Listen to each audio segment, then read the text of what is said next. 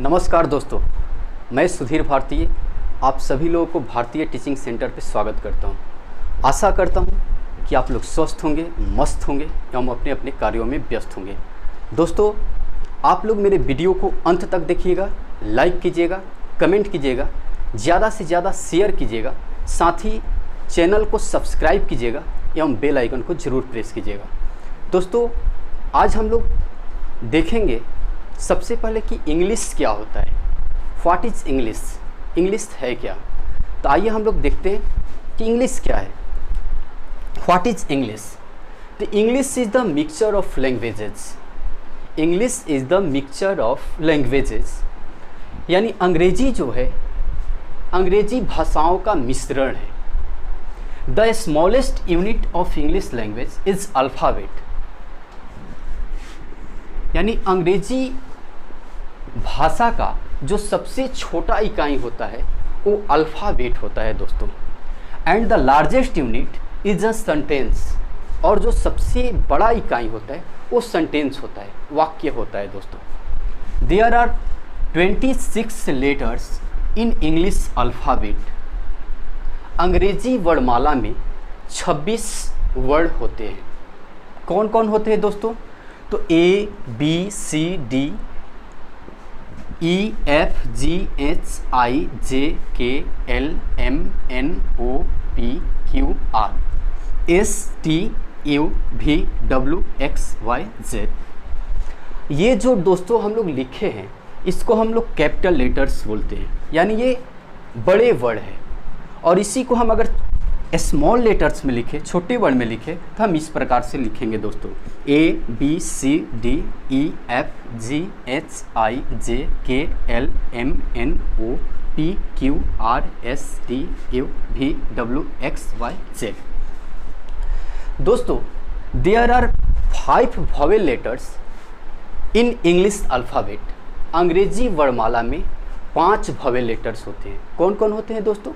तो A, E, I, O, U, यानी यही 5 जो वर्ड है वो वॉवेल लेटर्स होते हैं। उसके बाद जो भी लेटर्स होते हैं, there are 21 consonant letters in English alphabet. इसके अलावा जो भी लेटर्स होते हैं वो कॉन्सोनेंट लेटर्स कहलाते हैं, जैसे B, C, D, F, G, H, J, K, L, M, N, P, Q, R, S, T, V, W, X, Y, Z।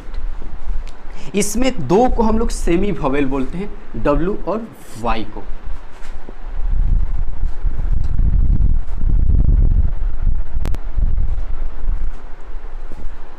अब दोस्तों, यहाँ जो ये लेटर्स है, लेटर्स क्या होता है? तो दोस्तों, लेटर्स एक सिंबल होता है, प्रतीक होता है, जिससे हम किसी भी वर्ड या सेंटेंस को निरूपित करते हैं। यानी अंग्रेजी भाषा का सबसे छोटा इकाई भी होता है, और लेटर जो होता है वो एक सिंबल होता है जिससे हम किसी वर्ड को निरूपित करते हैं। और यहाँ पे एक और चीज़ दोस्तों हम लोग को ध्यान देना होगा कि ये अल्फ़ाबेट क्या होता है। तो यदि हम इंग्लिश को छोटे छोटे टुकड़ों में तोड़ दें तो जो सबसे छोटा अंश प्राप्त होता है दोस्तों, जो सबसे छोटा इकाई होता है, उसे ही हम अल्फ़ाबेट कहते हैं। जो भी सबसे छोटा इकाई, यानी अंग्रेजी भाषा का सबसे छोटे इकाई को हम अल्फ़ाबेट कहते हैं। यानी ये सब जो है ये अल्फ़ाबेट है। जब हम इंग्लिश को छोटे छोटे टुकड़ों में बांट देंगे तो सबसे छोटा छोटा इकाई यही सब प्राप्त होगा, जिसको हम अल्फ़ाबेट कहते हैं या लेटर कहते हैं, जो कि एक प्रतीक होता है, सिंबल होता है, जिससे हम किसी वर्ड को निरूपित करते हैं।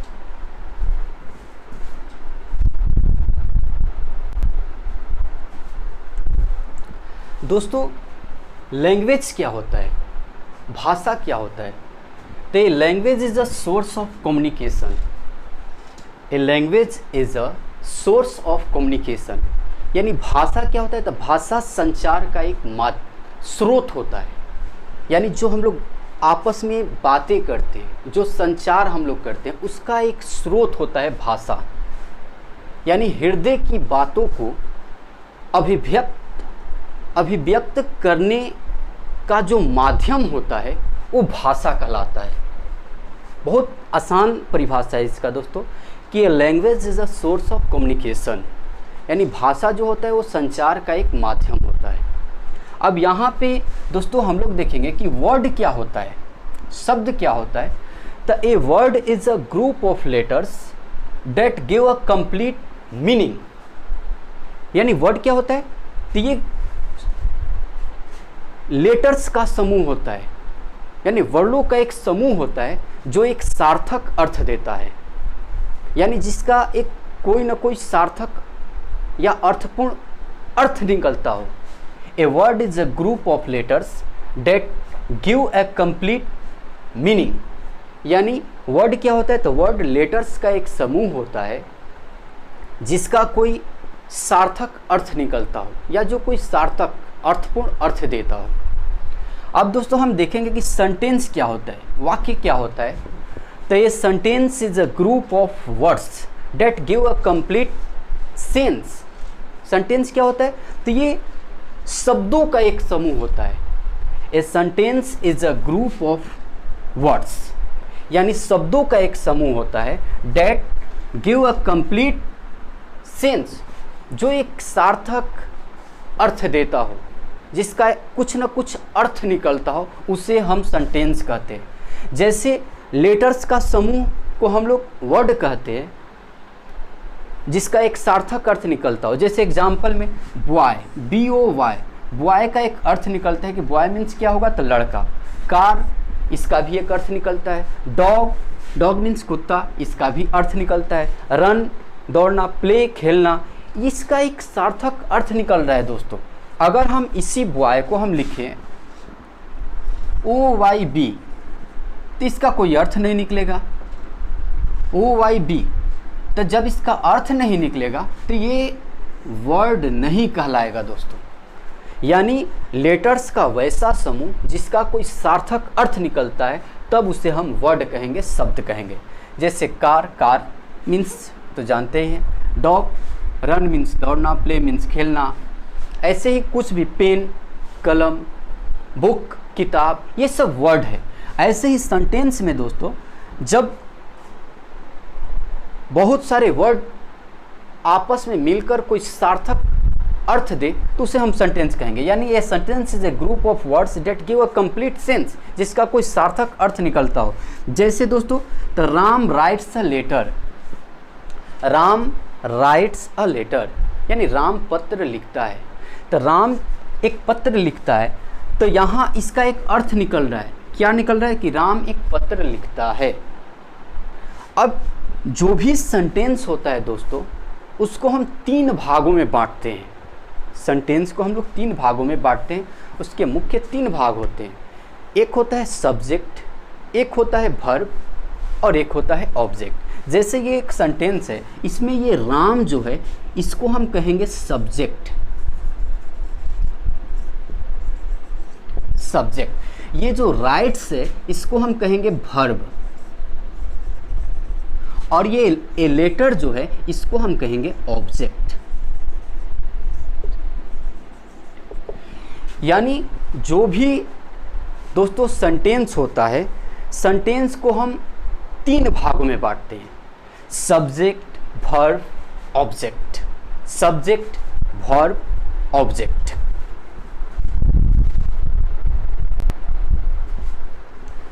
दोस्तों सब्जेक्ट क्या होता है, तो ये subject is the door of an action.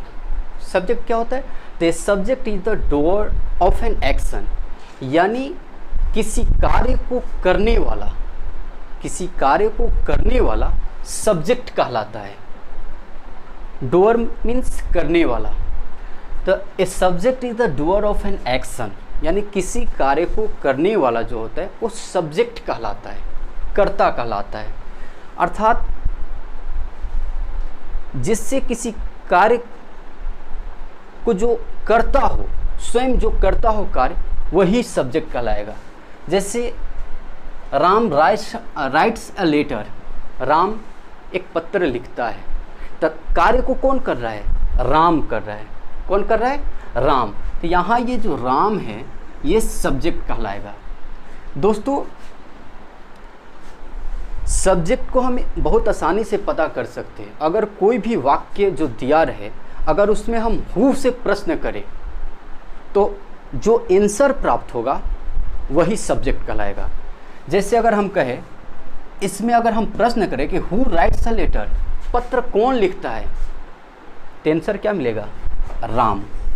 यानी किसी भी सेंटेंस में हु से प्रश्न करने पर जो उत्तर प्राप्त होगा वो उस सेंटेंस का सब्जेक्ट कहलाता है। प्रायः, प्रायः कह रहे हैं दोस्तों, यानी प्रायः किसी वाक्य में हु से प्रश्न करने पर जो उत्तर प्राप्त होता है वह उस वाक्य का सब्जेक्ट कहलाता है।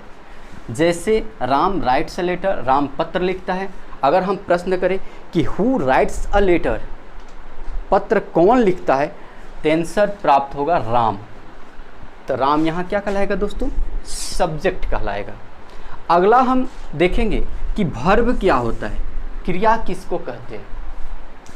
तो वर्ब इज एन एक्शन और position of a subject. Verb क्या होता है? तो वर्ब इज एन एक्शन और पोजीशन ऑफ ए सब्जेक्ट, यानी किसी कार्य, किसी कर्ता का, यानी सब्जेक्ट का जो कार्य होता है या सब्जेक्ट का जो स्थिति होता है वही वर्ब होता है। वर्ब क्या है? तो वर्ब सब्जेक्ट का कार्य या स्थिति होता है, यानी जिससे किसी कार्य को करने या होने का पता चले उसे हम वर्ब कहते हैं, क्रिया कहते हैं।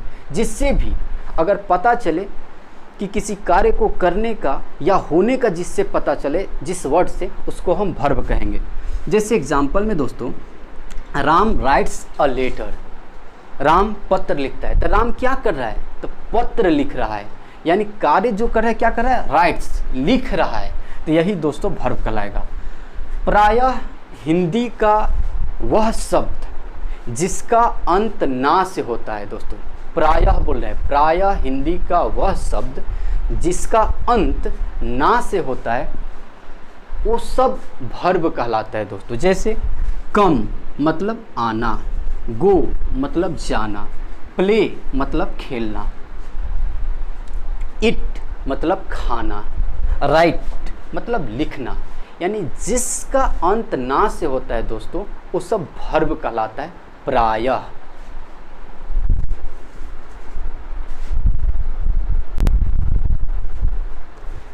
दोस्तों ऑब्जेक्ट क्या कहलाता है? ऑब्जेक्ट हम किसको कहते हैं? तो an object is a person or thing affected by the work of subject in sentence. यानी ऑब्जेक्ट क्या होता है? तो an object is a person or thing, यानी ऑब्जेक्ट जो होता है वो व्यक्ति व वस्तु होता है। कौन सा? तो affected by the work of subject, जो सब्जेक्ट के कार्य से प्रभावित होता है इन सेंटेंस, वाक्य में। यानी किसी भी वाक्य में, सेंटेंस में जो सब्जेक्ट के, कर्ता के कार्य से जो प्रभावित होता है उससे हम, उस वस्तु को या व्यक्ति को हम ऑब्जेक्ट कहते हैं। यानी जो भी कर्ता के कार्य से जो भी प्रभावित होगा वो ऑब्जेक्ट कहलाएगा दोस्तों। जैसे Ram writes a letter, Ram पत्र लिखता है, तो प्रभावित कौन हो रहा है? लेटर। तो ये लेटर जो होगा ऑब्जेक्ट कहलाएगा दोस्तों। अगर किसी भी सेंटेंस में हम व्हाट मतलब क्या या हुम मतलब किसको से अगर हम प्रश्न करें तो जो आंसर प्राप्त होता है उसे दोस्तों हम ऑब्जेक्ट कहते हैं। प्रायः किसी भी वाक्य में व्हाट या हुम से प्रश्न करने पर जो उत्तर प्राप्त होता है वो उस वाक्य का ऑब्जेक्ट कहलाता है दोस्तों। जैसे यहाँ अगर हम क्वेश्चन करें कि what does Ram right, Ram क्या लिखता है? What does Ram right, Ram क्या लिखता है? तो ए लेटर, उत्तर प्राप्त क्या होगा दोस्तों? ए लेटर, यानी एक पत्र लिखता है। तो यही दोस्तों ऑब्जेक्ट कहलाएगा। ऐसे ही जैसे दोस्तों एक और एग्जाम्पल हम लेते हैं, राम किल्ड रावण, राम ने रावण को मारा। इसमें प्रभावित कौन हो रहा है दोस्तों? तो रावण प्रभावित हो रहा है। अगर हम कहें कि हुम डिड राम किल्ड, राम ने किसको मारा? हुम डिड राम किल्ड, राम ने किसको मारा? तो आंसर दोस्तों क्या प्राप्त होगा? रावण।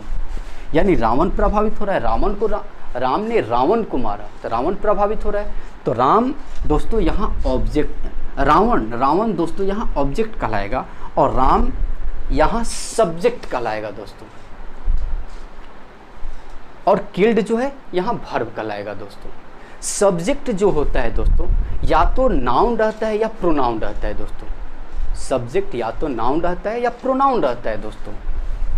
तो इस बात को ध्यान रखना है दोस्तों कि जो भी किस सब्जेक्ट के कार्य से जो प्रभावित होता है वो ऑब्जेक्ट कहलाता है, चाहे वो पर्सन हो, वो कोई थिंग हो। अगर सब्जेक्ट के कार्य से प्रभावित होता है तो ऑब्जेक्ट कहलाता है दोस्तों।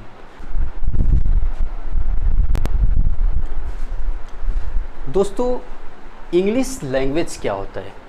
तो English language is a source of communication in English. क्या होता है? तो English language is a source of communication in English, यानी अंग्रेजी भाषा, अंग्रेजी में संचार का एक स्रोत होता है।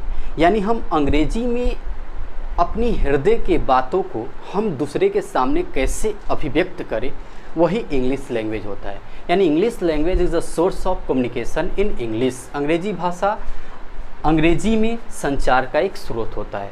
There are 8 part of speech, there are 8 part of speech in English language. अंग्रेजी भाषा में 8 शब्द भेद होते हैं दोस्तों।